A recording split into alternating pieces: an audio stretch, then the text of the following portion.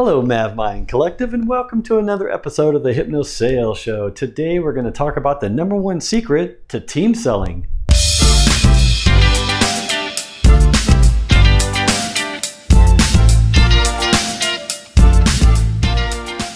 If you are like me and you are in a customer-facing role, there's probably a pretty good chance that you've had to sell with a team of people. Like, in other words, you weren't selling by yourself. You actually were selling to your prospect or your client with a whole bunch of other people supporting you and working with you on a team. And one of the things I have found over the years that's been very effective in my own career when it comes to team selling is this one secret I'm going to share with you today. And I got this secret from when I used to be in theater. I used to be a theater arts major way a long time ago, before I got into the business world and got into sales, and even before I became like a master hypnotist. I was actually going to school, to college for acting. And one of the things we would do every year is we would put on a play and enter a college play competition. And it was usually ensemble cast, where there wasn't really one main character. It was usually a lot of different characters in a play to give everyone in the class a chance to be on stage and a chance to perform. And one of the things I learned in college was this idea of weakest link, the weakest link strategy. And it was very interesting, and I learned a lot about how it worked when it came to putting on a good play. If you're trying to compete with other colleges to put on a performance, and there's a lot of actors and actresses in it, you really got to work hard to make sure nobody is a bad actor. Everyone has to be a top-notch actor. Has to be the perfect parts for them. You have to cast it correctly. Make sure you get the right people with the right skill sets and the right roles in the play. And then you got to practice and rehearse and really work hard to work together as a team to pull it off, to make it the best performance ever. So I learned a lot about teamwork when I was in theater doing this in college, and I've always taken this lesson with me all throughout my business career now. Everywhere I go, every team I've ever been on, or any team I work with, I always bring this concept called the weakest link. And what it is after you're done rehearsing a play, so usually once a night you might be able to have time. If it's a 2-hour play, you're going to have probably enough time to run it one time all the way through, and afterwards everyone stays behind and they provide critiques of each other. Okay, so everyone is required to give notes to everyone else. So when you're not on stage acting, you're supposed to be in the audience watching the other actors and actresses when they're on and when they're doing their parts, and you're supposed to be taking notes, critiques of what you think they did well, what you think they could do better. You're actually writing it down in a notebook. And then when it's your turn to go on to be in a scene, then the other actors or actresses that are not on stage when you are now in the audience taking notes on you. And they're watching you, and they're critiquing you, and they're making notes. And it's usually like, you said this line, but I don't think I believed it. Like they might say, I don't think I believed it. And then they usually, as you've probably heard, constructive criticism, this is kind of where it comes from. They have to put, how would you say it? I would say it more like this. And they actually write down a criticism, but also they give you a way that they might do the line themselves. Okay, so that's a perfect example of like constructive criticism, where I don't think you did that well, but here's what I would say instead. Or try it with this emotion, try it with a little uncertainty, or try it with, be a little bit more angry when you say it, or be a little bit more nonchalant, like you're apathetic when you say it, or whatever. You provide the emotion, you provide a different way of saying it, and you write down that critique and you take that note. And in the business, theater business, giving notes that's what it's called. It's basically giving constructive criticism like that.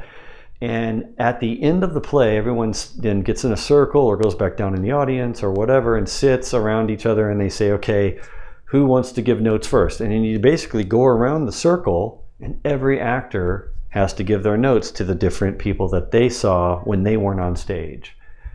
And they, I think you could have said this better, and I like the way you entered the scene, or I like the way, or I don't like the way, here's what I would do instead. And they're providing the notes like that. So everyone is required to give notes on that. And everybody in the plays required to accept the notes and listen to the notes and ask questions about the notes to make sure they understand what the critiques are. So it's sort of like nobody gets defensive, nobody gets upset. It's just expected behavior to sit and listen to everyone tell you pretty much what you did okay, what you did well occasionally, but mainly to tell you how you could do it different and better. How you could do it different and better the next night. Because usually when you're rehearsing a play, you're rehearsing every single night for like 2 or 3 months sometimes. At least that's what it was in college for me. It was every single night, not skipping a day. Saturdays and Sundays, every night we would rehearse. And then afterwards give the critiques like that.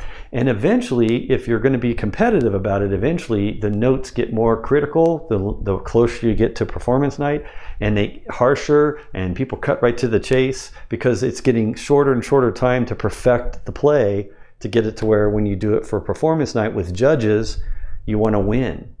So I think of it like the same thing whenever we're in a sales process with a customer.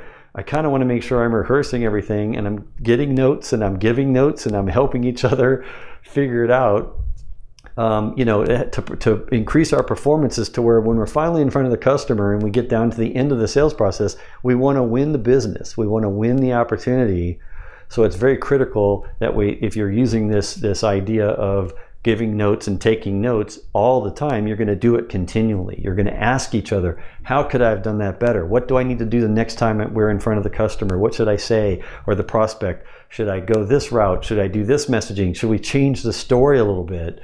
Like you're just accepting of it, just like as if you were doing a play for a competition and you want to win the competition. Now I'll get back to the main point why I'm telling you all this is because this idea of the weakest link. And it's deciding who is the weakest link, okay? And that's why that's probably the #1 secret. If you understand this idea of giving and taking notes continually all the time and not being defensive and understanding it's just part of the process, this idea of a weakest link, it makes a lot of sense. And what it is, every night after we were done, every night after we rehearsed a play and we gave our notes and we received our notes from everyone would take a vote on who was the weakest link was in that performance that night. Everyone had to vote. And inevitably, when you do it every night, eventually you're going to be the weakest link. Especially if all the other actors and actresses in the play are just really improving their game, they're not going to get notes as much as you one of the nights. And when it's your turn, everyone points to you and says, you're the weakest link. And you have to take it humbly and just accept it and go, okay. But just understand that the next night, it's all going to go over. We're going to do it all again. It's all going to repeat, and someone else will be the weakest link. And you just keep doing that every night. So in other words, you bake into the process of working with your team that there's always going to be someone that needs to improve what they did that from the last performance. So the last customer meeting we had, one of you needs to be the weakest link. So if you could get to where you educate each other and help each other and critique and give each other notes, but then also decide and vote on who the weakest link was. If it's you, you accept it. If it's someone else, they accept it. But just know that it's just part of the process. There's nothing wrong with being the weakest link because everyone's going to get their turn to be the weakest link, especially if you're improving and everyone else is improving. Eventually someone else is going to didn't improve as much as everyone else. And it helps up-level everyone to the next phase of their skill set. It gets everyone up 1 or 2 or 3 or 4 levels up very quickly in their skill set by sharing openly and accepting the fact that someone's going to be the weakest link. So that's the #1 secret that I've used in my team selling and when I've been on teams, and just being open about it. Everyone's required to give notes. Everyone's required to receive notes, and someone's going to get voted weakest link. So that way they can do something about it and improve and try to stay out of the weakest link category.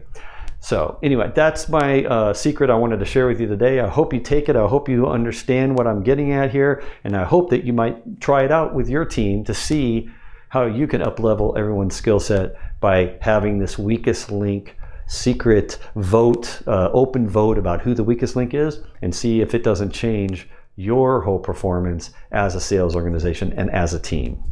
Thank you for watching. I know you find value in these videos now, didn't you?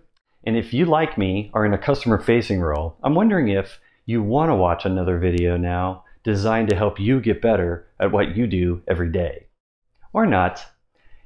You don't have to watch another video if you don't want to.